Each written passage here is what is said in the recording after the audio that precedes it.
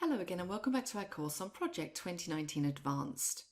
In this section we're going to take a look at the use of overtime, and we have a particular problem here with version 6 of the website schedule in that the current end date is right about the middle of January, and we're really hoping to have all of this wrapped up by the end of December.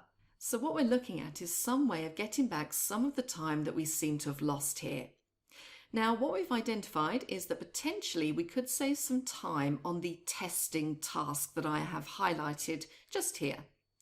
The testing begins in mid to late October and runs right through to the end of December. And that involves 400 hours of work. So that's 50 working days at 8 hours a day.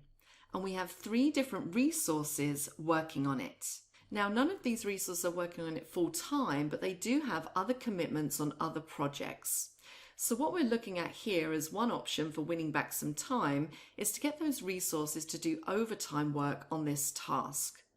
Now, that's not the only option for clawing back some time, but it is the one that we're going to look at in this section. Now, one thing I'd like to cover first of all, before we actually apply overtime here, is to look at the cost of testing, because one of the unfortunate consequences of overtime is usually that it involves an increase in cost.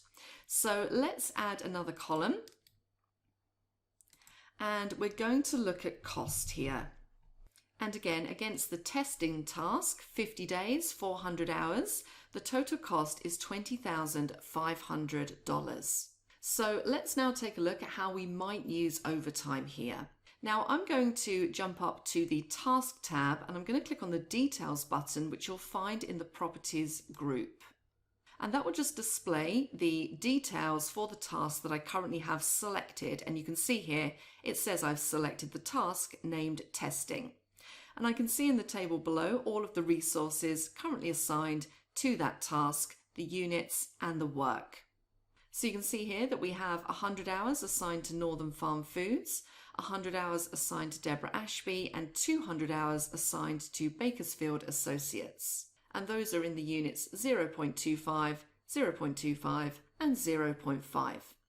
Now, this is not quite the same as the baseline work that was originally established here, but I'm going to ignore baseline work at the moment, and we're just going to deal with overtime. Now, the very simplest way to do this is to give everybody a proportionate amount of overtime work. And one very important point to bear in mind when you allocate overtime work is that it isn't shown in some special way on the schedule. You don't even have to adjust any calendars to accommodate overtime work. The way that it works is that there is an agreement that overtime will be done, and then the resource or resources that need to do the overtime just do it. They do it within the duration of the task. When they do it, how they do it, what arrangements they make are completely up to them. Although, of course, if they do have a specific overtime rate, we will notice the difference in the cost for the task. So what I'm going to do here first is just try and say, well, let's give everybody a quarter of their workers overtime. So I'm going to give Northern Farm Foods 25 hours. Now it's important to realise that the overtime work figure is included in the work figure to its left. So the 100 hours work on Northern Farm Foods is still 100 hours work for Northern Farm Foods, but it includes 25 hours being done as overtime. So let's do the same for Deborah Ashby. So we're going to again say 25 hours. And Bakersfield Associates is going to be 50 hours. And let's click on OK. And I'm just going to get rid of that details pane. Now notice the date at the end. You can see that we've clawed back quite a bit of time. If you remember previously, that end date was in mid-January, and now we are back towards the end of December. But as a consequence, the cost has gone up from $20,500 to $23,125. So the use of overtime has achieved the schedule objective. Our project is now finishing roughly at the end of December, but there has been a monetary financial cost to that. Now, note a couple of other options there. One option we might have had would be, for example, if one of the participants in the testing had said, well, I don't actually have the capacity to do any overtime. We might have redistributed the amount of work. Now, I've kept the work at 400 hours. The idea wasn't to cut down on how much work we did on testing, just to get part of it done as overtime. If I redistributed it, so for example, if Deborah said, I can do overtime, and Bakersfield Associates said, no, that's all the capacity we've got, we could maybe move 100 hours of Bakersfield's to Deborah's and let Deborah do more overtime. So with a combination of possible redistribution and the allocation of overtime according to the capacity that resources have got to do overtime, you have one option for reducing the duration of a task.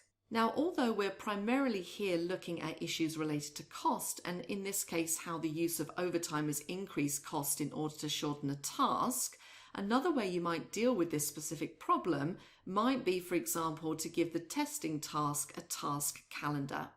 So for instance, a calendar that would allow work to be done at the weekend or maybe late in the evening. And then the provided resource calendars allow them to work at the weekend or late into the evening, then work on the task could be scheduled. So for the moment, we've achieved our objective of shortening the project timescale, even though we've had to spend a little bit more money to do that.